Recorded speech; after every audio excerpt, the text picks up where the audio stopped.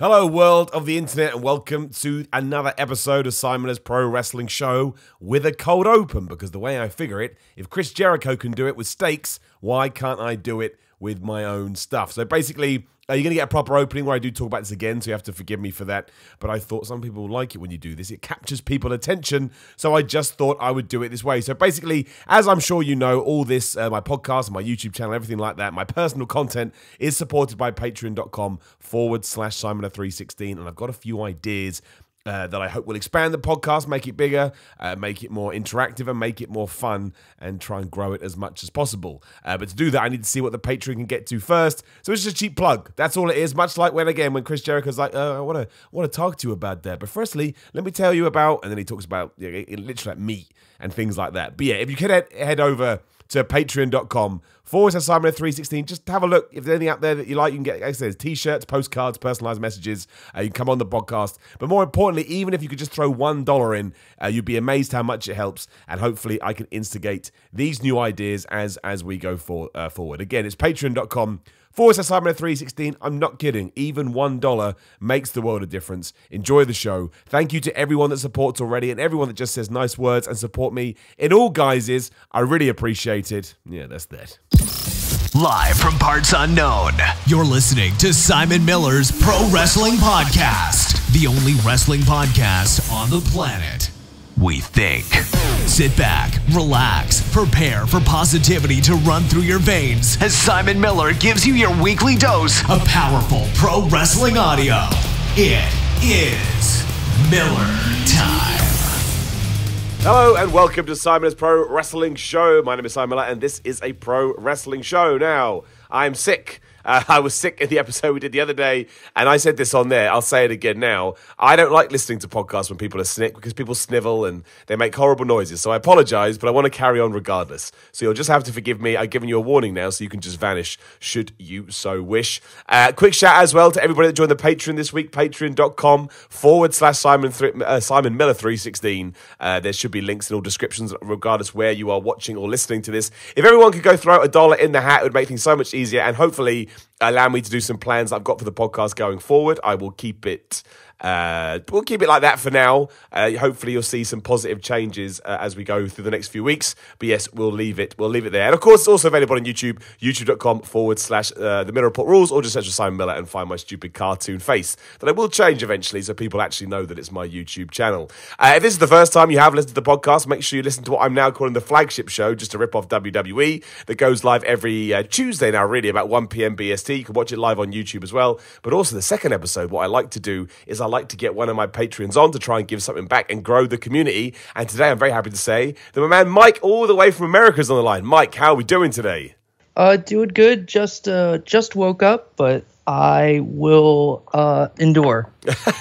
Damn right, man. That's what it's all about. It's 2019. There's no time to sleep. There's too much wrestling to watch, which is actually a good segue into this week. My word. I mean, I don't know. We'll find out in 1 second. In fact, you can tell me right now. I don't know what promotions you're into, Mike, but I imagine if you have quite the range of tastes and quite the mix, I'd imagine you'd be like me this week, and you can't quite believe how much there is to actually watch. Yes, I've actually been very wrestling burned out lately, just because we've had a pay-per-view or something big every weekend since Double or Nothing, I think. Yeah, pretty much Money in the Bank, really. We had Money in the Bank, we had Double or Nothing. Oh, then we yeah. had NXT TakeOver. I don't know whether you're into New Japan, but we had Best of the Super Juniors. And then we've got Dominion on Sunday, and there's Super Showdown. And 2 weeks after that is Stomping Grounds. It is a crazy, crazy time to be a wrestling fan. Dude, just run me through it quickly. What's your wrestling of choice? What kind of promotions do you watch? As ever, no right, no wrong. It's a big rant I'm going to go on later. But yeah, just give me sort of the 101 on sort of how you get through a Monday to Saturday, or Sunday, I should say, as a wrestling fan. Mostly WWE. Since I actually live in Orlando, I actually go to most of the NXT shows. Amazing, man. So I don't really watch it on TV because sometimes I do, because a lot of the content doesn't translate to the crowd. Like I remember for War Games, we went to the last two tapings. We didn't know what teams were in War Games. Yeah, you can assume because they're all coming out and fighting each other. You're like, okay, but there's never like an announcement like, hey, these teams are in War Games. or anything like that. So you pretty much just watch NXT for the backstage segments because I've seen all the matches, unless they're like really good. Do you? It's a bit of a loaded question. I don't mean it this way, but as it's the thing that everybody talks about, are you of the ilk that you believe sort of the Triple H mentality from NXT should be copy and pasted to the main roster now? That's a rough one.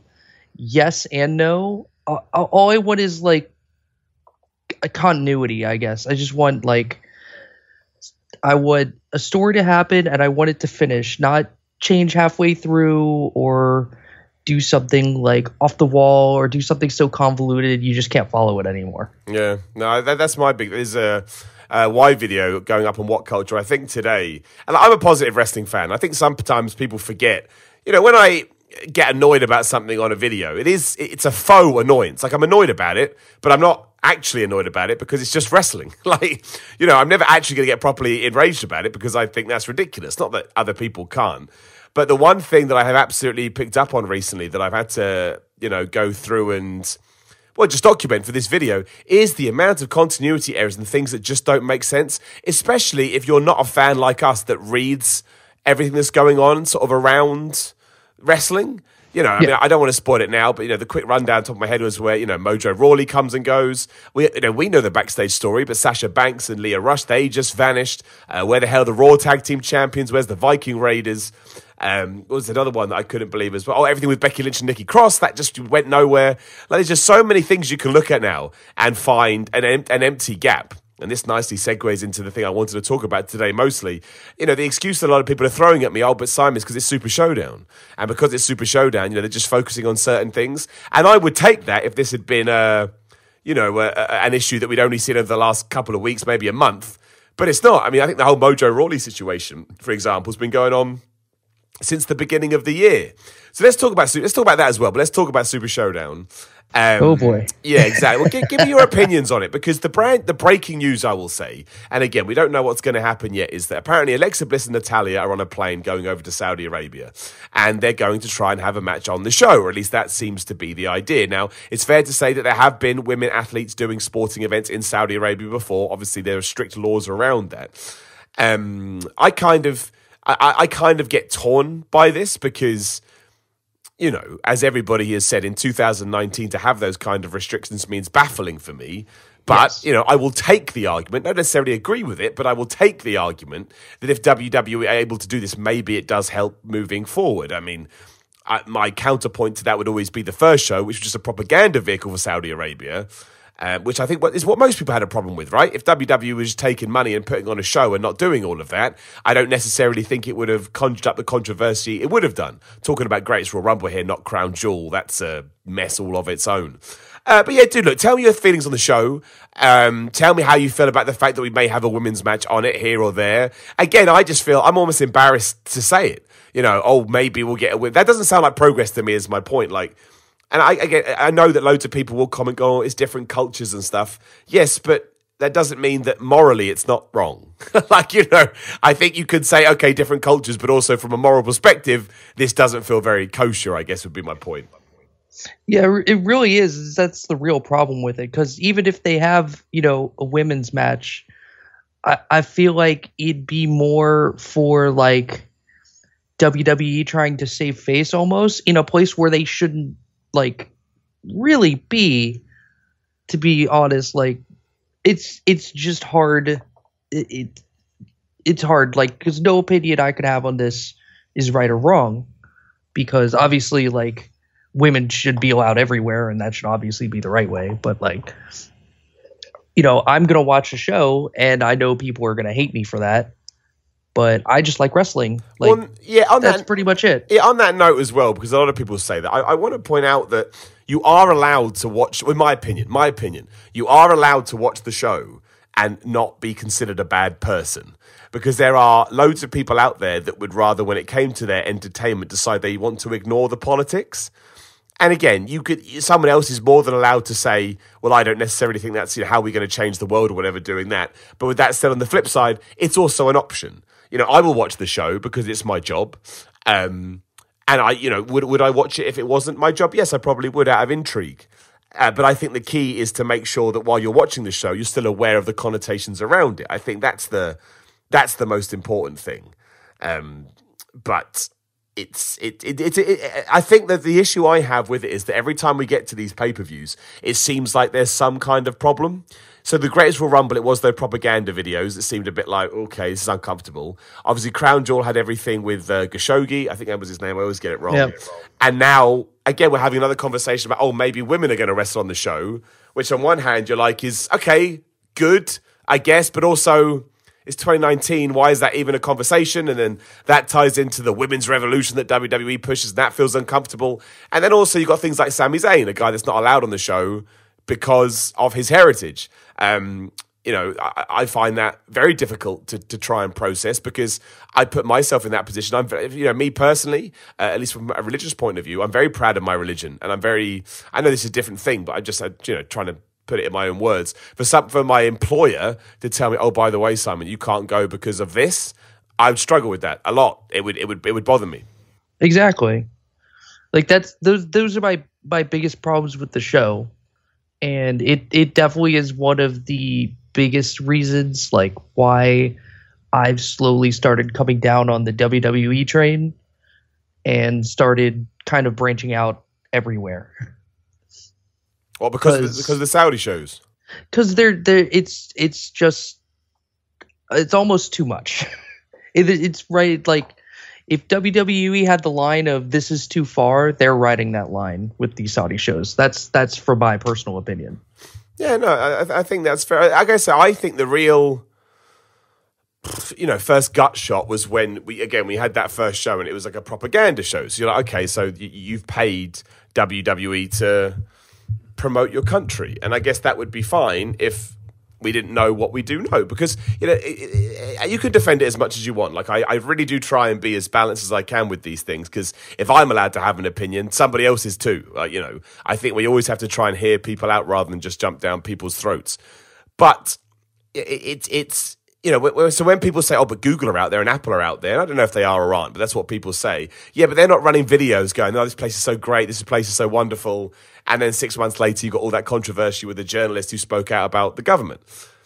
And I think the other thing, as you've rightly picked up on, is that people don't want to have that.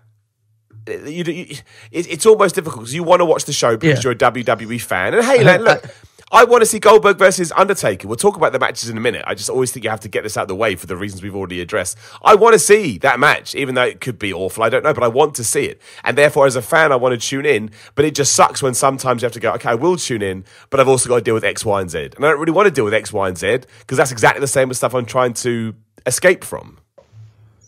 I think the biggest thing I've ever heard from anyone is pretty true. I just don't want politics in my wrestling. Yeah. Or any entertainment, unless I'm watching something that, like The West Wing, right? When I used to watch The West Wing, I was like, well, there's got to be some politics in it. It's about politics. Like you can't expect not to get it in. So I completely understand that. Okay, well, like I say, I've got no problem with anybody that watch the show. I've got no people that don't want to watch the show. But I always feel like we have to have that conversation. I think it kind of ties into historical events. For example, I know this is a bit of a jump, and I'm not comparing the two. But things like, fascism or the Holocaust or racism or whatever you want to call it. The reason it's important to always have the conversation is that way we don't forget, and hopefully these things don't happen again. That's why history is so important. Anyway, taking politics, throwing it to one side, let's talk about Super Showdown. The fact that it's called Super Showdown, the fact that it's an international event, the fact that it's happening in Jeddah and not Saudi Arabia, I think goes to show how aware WWE is of this situation. But what do you think of the card in general, man? I don't know whether you saw, but there has been a tag team match added to the pre-show as well, the Usos versus the Revival, which doesn't surprise me. Because I actually think from a card point of view, while, history and experience has told me that you don't really have to... You can't expect too much from these shows because, the only thing that ever came out the other end was Shane McMahon being best of the world. We know how that went. They do feel like glorified house shows. But with that said, contrary to that point, I do think there are some intriguing matches on this card, and a lot of it actually ties into what they've been doing on Raw, which I find quite fascinating. Yeah, because it's bigger than WrestleMania or as big. Or I just don't. I really honestly don't see it. Anything is like a glorified house show. So, a lot of the guys are going to go out there, they're going to play the hits, and they're going to have pretty much Raw matches in Saudi Arabia. So 13-year-old me is ready for Goldberg Undertaker, though. Let's do it. It is kind of a bittersweet thing because I want to watch it and enjoy it, but I also think it's just going to be a car crash. What would you do, though? Because I genuinely think the skit they did on SmackDown with Undertaker and Goldberg was great.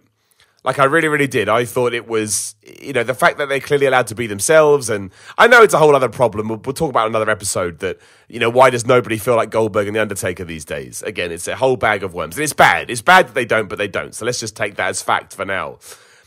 WWE got me invested in it. I want to see it. But I don't really know how you get out of it because I don't want to see Goldberg come back and lose. Because people forget how protected Goldberg still is. Like when you actually think about matches he's lost, he lost to Brock Lesnar at WrestleMania 33. He lost to Kevin Nash, obviously, when he first lost. And I know there are more than this, but these are the ones that stand out in my head. And, that's kind of it. Do you know what I mean? Like, he didn't lose that much. That was the whole point of Goldberg.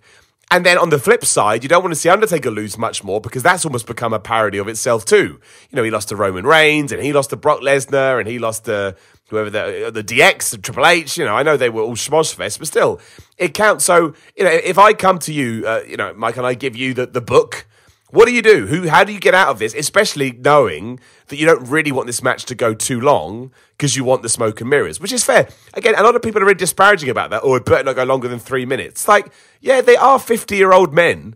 Like, you are allowed to give them a pass. Like, I don't like it when people jump down people's throats like that. It's like, yeah, they're old dudes, but they're going to do their best, and let's book around that. Let's be smart. Let's Paul Heyman it. Accentuate the strengths and hide the weaknesses. But yeah, what do you do? Who do you put over? Do you screw the audience and not give them a winner? Do you kind of go with The Undertaker because it's unlikely Goldberg will be back for, a year, 2 years, if ever? What would you like to see as a fan? But also, what do you think that WWE is going to do? Well, number one rule, because as we've been talking, I've literally been doing my predictions right here. Yes, nice. And while you were talking, I understood that I don't think The Undertaker will take a jackhammer. And that's my biggest reasoning. Like Goldberg's not going to go over without doing a spear jackhammer.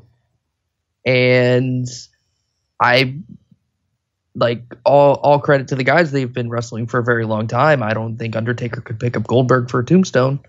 So some wonky finish I would expect. Maybe Undertaker just winning with a chokeslam. It's just hard to book these matches because, all we've seen from The Undertaker is from the other Saudi Arabia shows, and those are not good. So I'm a little skeptical on how they try to smoke and mirrors us into something good, but as long as it's 5 minutes or under, hopefully it should be fine. That's all I pray for. It goes anywhere over 5 minutes, and it's looking bad. I think it's one of those situations where they should just keep it short. Like, it doesn't have to go long. I don't think it's anything that people are overly desperate for. It's a real tough one because you almost want this at a show that's more important. Like, you almost want this at WrestleMania. I mean, neither of them were on WrestleMania, just so that you could have whatever the finish was feel more important. Do you know what I mean? Like, it just doesn't feel important.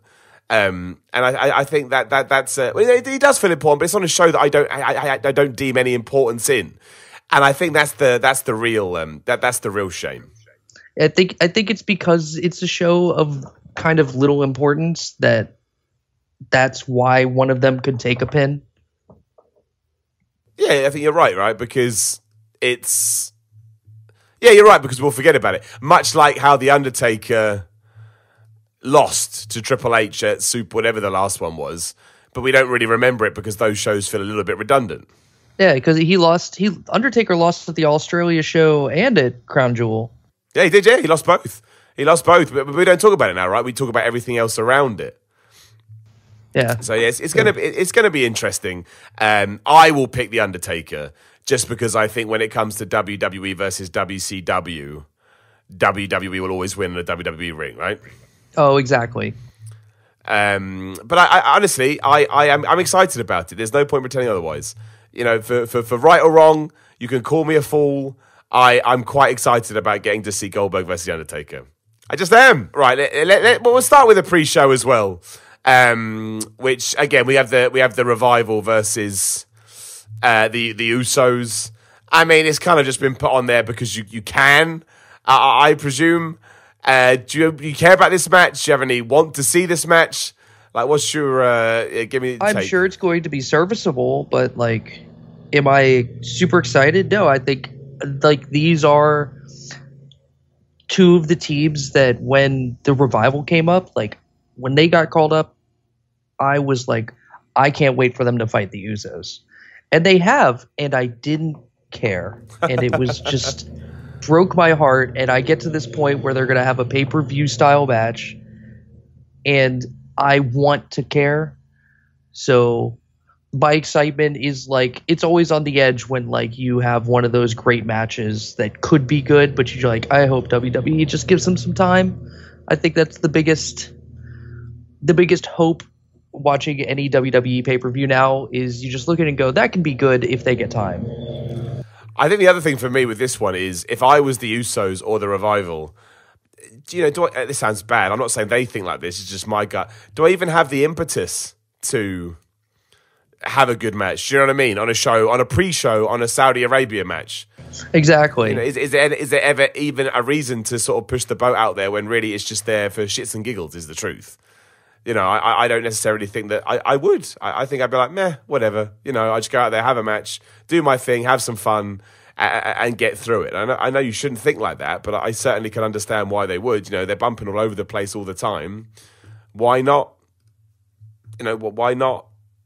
I'm not saying have a night off. I'm sure they've got more professional pride than that, but you take my point, right? So yeah, I think. I mean, of course the Usos will win because the Usos signed a contract and the Revival didn't. Mm-hmm. So that's what will happen. Yes, I'll go Usos. Yeah, they're just right. I think I've got all but one babyface winning in this entire card. Really? Yes. Interesting. Well, that kind of. Well, what about Lars Sullivan versus the Lucha House Party? That is my one heel. Right. Yeah. Before we get to it, what did you think of his promo on SmackDown? Because I thought it was bizarre. Oh boy! So it was very NXT. Honestly, when I saw him do that promo, that was not a Vince promo. That was a very Triple H promo for him. Because I don't think most people remember this. Lars used to cut lengthy promos like that in NXT. You're right, he did. It's very true. They were trying to put him over as like, I'm a monster, but I'm really smart type deal. Yeah, exactly. Yeah, I remember that. Yeah. So, like, obviously, it just made nonsense. And talking about Nightingale singing and, oh boy, but I think that was my issue. It was what he was saying. It just sounded absolutely ridiculous. Like I know what they were trying to do, but Nightingales and comparing yourself to a lion and the Three Blind Mice poem, it didn't work. It just made me think he was a bit. So somebody there likes to use their nursery rhymes, because I remember like a year ago, like Baron Corbin singing like "Itsy Bitsy Balor" or something. And I was just like, you don't need this. We don't like. I think that's my biggest problem with WWE as opposed to any other promotion is I don't like having my intelligence insulted. Yeah. And I feel like they do that constantly. Yes, they do. And I don't want to be the same way. I don't want to be negative. The reason I am negative is because I'm hoping for more positive to come from my negative. Absolutely. And I've been negative recently. And as you'll be surprised to hear on the internet, if I'm too positive, I get yelled at for being too positive. And then when I'm negative, you're not very positive anymore, Miller. I mean, you can't win. The point being is that, when I am, again, like I said earlier, when I am negative, it's a faux negativity. I understand what I'm watching is bad. But again, I watch it and I'm going to continue to watch it in the hope that it gets better. And I do believe that it will. Again, people laugh at me when I say that. But if I didn't think that, why the hell am I keep watching? Then I'm the fool. I'm the fool otherwise. Yeah. Historically, something always happens that makes it better. Now, we have, the rise of Stone Cold Steve Austin. We have, Mick Foley, like, he was probably, the greatest, one of the greatest guys to get over of all time. Like, he was never supposed to get over, and he did, because like fans saw him, and that's how he did it. Like, even recently, like Becky Lynch kind of spawned out of like negativity because they wanted to turn her heel, and the fans were like, we don't want this. We're going to actively cheer for her until we get what we want. What do you think of the Becky Lynch character at the moment? At the moment, I think it's very watered down from what it should have been. What would you like to have seen them do? Because, and this is not a criticism, this is just an observation. I've seen a lot of people say I don't like Becky Lynch doing the character. It's not gone the right way, which I agree with. But no one really says what they do want, and I'm intrigued what people actually do want to it. Honestly, I think she could have just doing what she did after SummerSlam, minus the "You People" promo, because they didn't turn her heel for a few weeks. She was trying to heel it up, and no one was having it. But it was a very Stone Cold reaction. Like, she would, attack Charlotte, and the crowd would go nuts. And I think she just could have done that. Like, you could have heelish tendencies and be a babyface. Like, that they've proven that to happen. It's just, in this day and age, like, I don't think they're willing to pull that trigger like all the way. Why do you think that is, though? Because they used to. So why have they stopped now?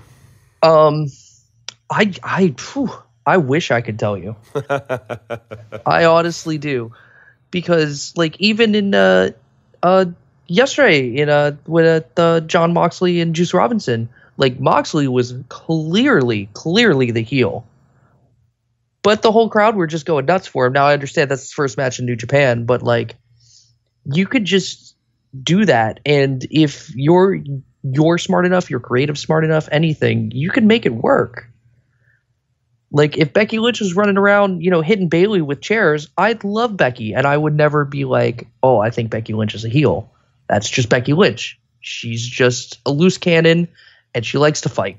Instead, though, I was trying to think of a way to sum up her character. I think the problem is right now I don't know what her character is. We've kind of entered that territory. Yep, I feel like that's a big problem with. I mean, a lot of wrestling. Like, I don't even want to say WWE, just in general. And I think that's a lot of because social media has kind of not killed kayfabe, but kind of watered it down a lot. Yeah, because I mean, you could say that about a million people. Like, what is Kenny Omega's character? He's just Kenny Omega. He's the best. It's not really a character. He's just really good wrestler. Like, I guess that's his character. I think, establishing people as individuals, I think is definitely something that is lacking in WWE right now. And why, maybe that's why that last Sullivan promo was at least a good attempt. I've always said before, I'd rather we try than we didn't try. So fingers crossed that it leads somewhere good. All right, so we're both on Lars Sullivan on that one. We'll get to those matches there. Roman Reigns versus Shane McMahon. Now, see, I think this is one of those ones where it's so easy to say, oh, Shane McMahon will lose and Roman Reigns will win. But after what happened last time, I don't think it's as easy as it first seems. I will say that Roman Reigns will win. That would always be my prediction.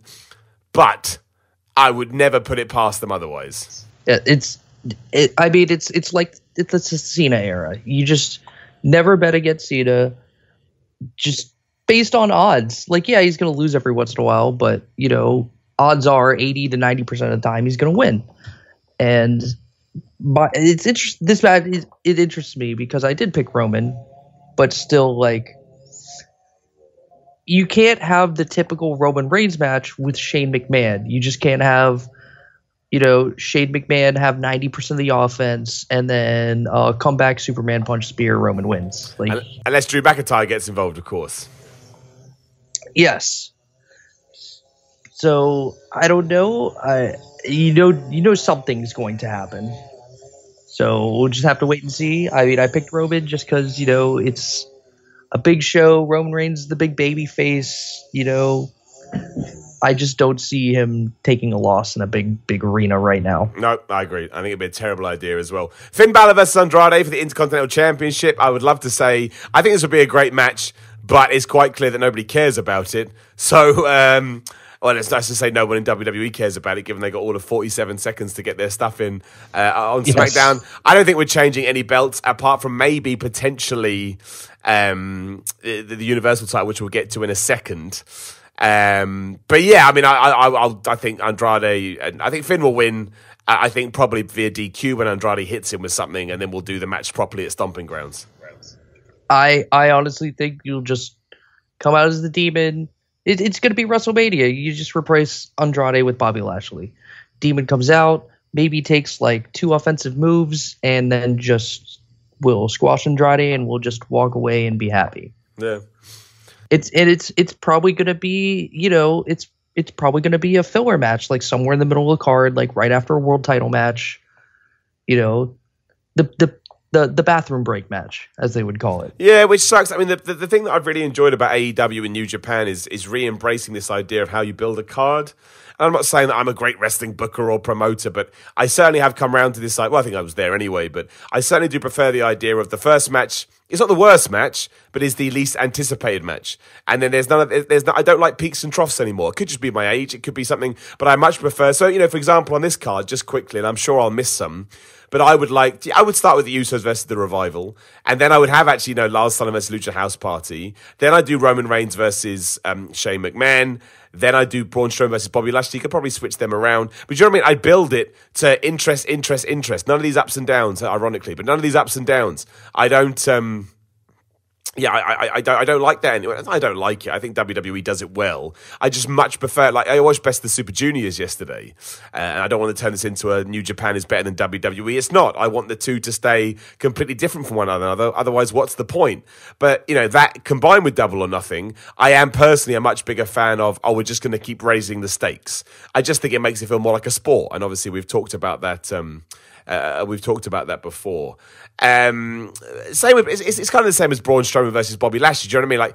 Like that, it almost falls into the same character of Finn Balor versus Andrade, which sucks because the belt on the line for that one. But we all know the problem with the Intercontinental title. But you want Braun to win? I'm going to go cool. You want Bobby Lashley to win? I'm going to go cool. I've made it quite well known in the past. I think Bobby Lashley is underutilized, but I don't spend too much time thinking about it because I know that WWE won't give me what I want, as Batista would say. So I just go, well, I got too much in my life to worry about it. I just, I won't overly think it. Yeah, sadly, we are not going to get the Impact TNA Bobby Lashley that I loved. When he went there, I thought he was just a monster. And when he actually came back to WWE, I was like, okay, let's see what we can do with, let's see, we can do this again with all this support and backing, and you're not in ECW, but it just pains me because they not only made me not care about Bobby Lashley over the past year, they've made me not care about Braun Strowman. And my biggest, I was in like a 10-year absence from wrestling, and probably one of the things that really got me back in was Braun Strowman, because he was just, throwing, tipping ambulances and throwing chairs at Roman Reigns, and I'm not finished with you. And it was one of the most exciting things about the show. And I was just like, okay, I'll start watching again. What? Given that he's Braun Strowman and he's like the quintessential WWE character, what do you think's happened? I mean, there's been plenty of rumors and speculation that maybe he, said the wrong thing to the wrong person, or he's, fallen foul to that WWE political system that we've heard about, time and time again. But taking that aside, or you could take it into it as well, but, he doesn't feel the same as he did, say, a year and a half again. Why not, I guess, is my question. I think he just fell, he just, fell victim to the "you're not Roman Reigns, so we're not going to push you." Yeah. And then when Roman was gone, he just lost all of his momentum by then. They had to go with like the only person with a slight semblance of momentum while Roman was gone, and that was Seth. Because to me, when I think back on it, it was at that Elimination Chamber match when they felt like their backs were against the corner. and Braun Strowman destroyed everybody and took them out, but then Roman Reigns took him out to win the match. And I can understand what they were trying to do, but I was also like, this is not, you can't serve two masters in this regard. Like, if you wanted to make sure Braun got to that next level, you needed to, draw a line under it there, but we didn't. And now here we are, sort of a year and a half, maybe even 2 years after that. I can't remember when that match was. And yeah, he does feel a little bit lost, which is, I mean, he'll always be okay because he's like a 6'8" massive dude. And in WWE, that counts for a lot. And so it should. Like, everyone poo-poos this Vince McMahon idea of, I want my wrestlers to look, I want them to turn heads in airports. And yes, I don't want every wrestler to do that, but I absolutely do want at least one wrestler to do that. I like big dudes in my wrestling. I don't ever want it to go too far in one direction because then we miss the variety and the diversity. And to me, the variety and the diversity is the best thing about it. However, with that said, Braun Strowman right now is not an interesting character to me. Yeah. He was like, it's so outrageous because they were having him come out and, I think this only helped his character when he was like feuding with Elias and like ran out there and was like playing like the giant bass guitar, whatever that's called. I thought it was, it was a show of character, and he really is like that. Honestly, like I have had many drinks with the guy. He shows up to a karaoke bar I go to all the time, and him and Mandy Rose and Drake Maverick always show up there. And they're just the most fun people I've ever hung out with. Like he is, he's just a big giant teddy bear.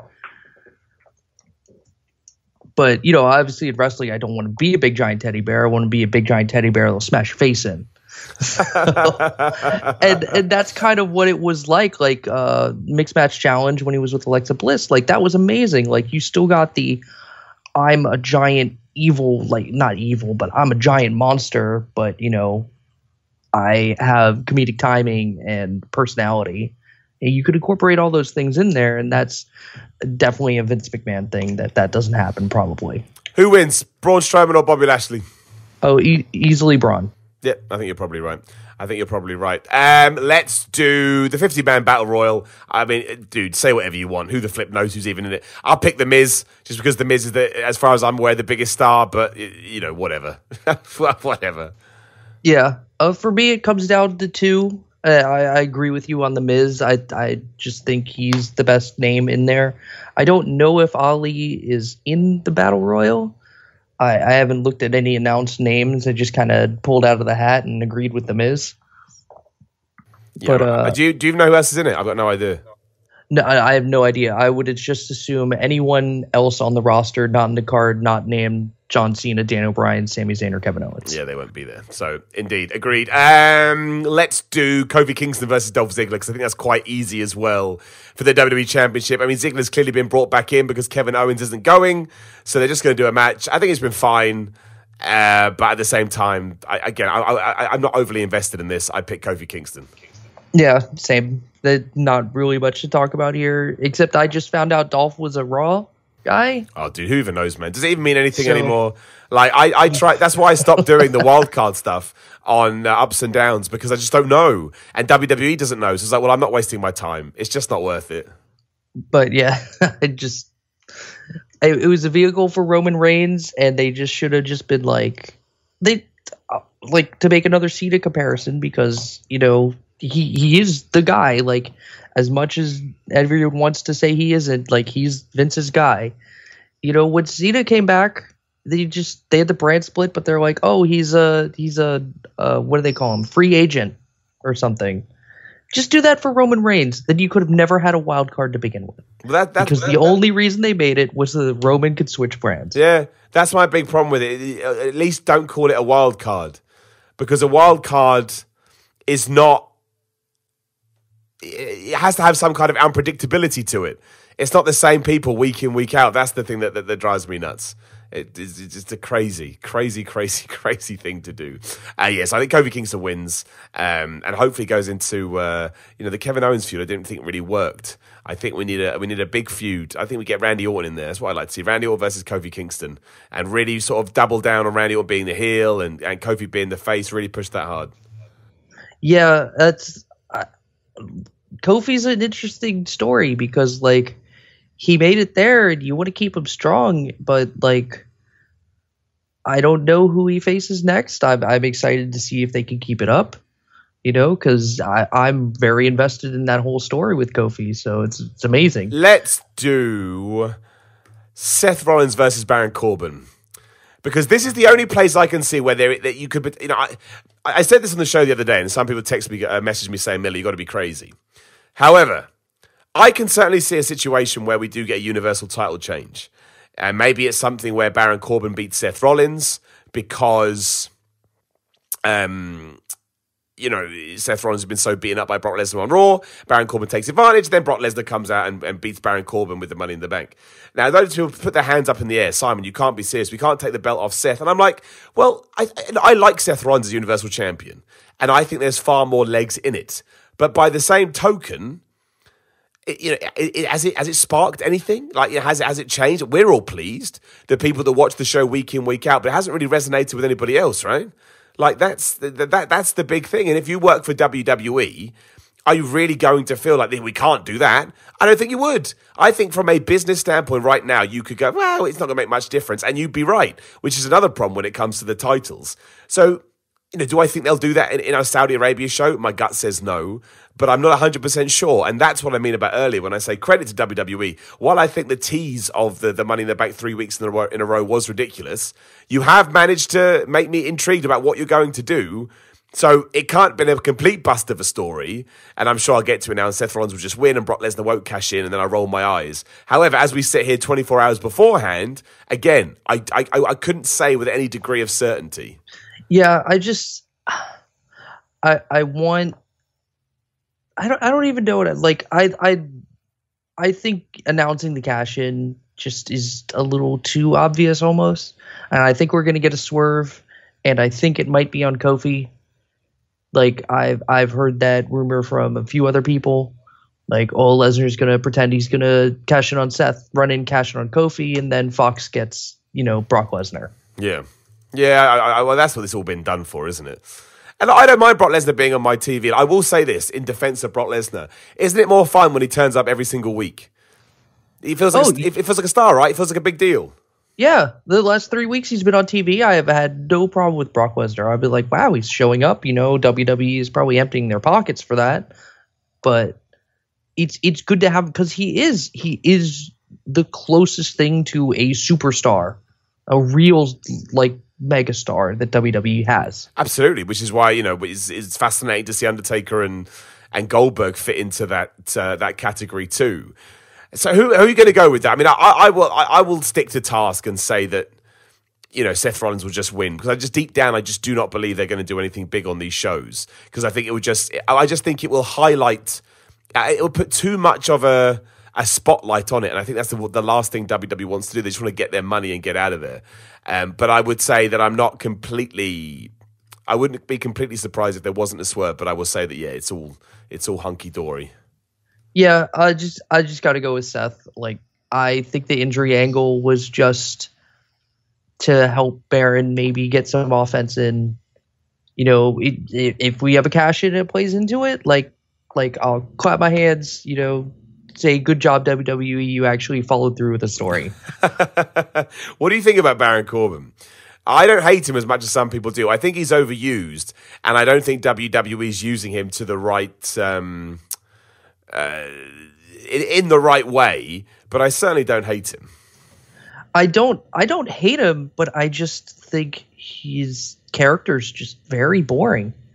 And his wrestling matches are very boring and not interesting. And he has two of the best moves in WWE. Like, Deep Six and End of Days are the two best moves. Yeah, it hits them well as well. Between there is just very sad almost. I couldn't even begin to tell you. I mean, normally I'd say stick him in a stable, but don't have him be the leader of it. Like when he was with against the Shield, don't have him be the general manager. Yeah, I didn't even mind him in the general manager role. Like, I thought that was kind of exactly where you wanted to be, because bad GM, go away heat's fine. He can be a smarmy jerk at it was perfect for him, but now we don't have that. So if they had done that with him less sparingly, I guess that's the best they could have used him. But now I don't know. The hands in the air. See where it goes. Yeah, I just think I preferred his older character. I like the lone wolf and everything like that. I thought it was, yeah. I don't know. There was something to it. I liked his whole, screw the indie thing as well. I thought there was something in all of those things that we never really followed through on.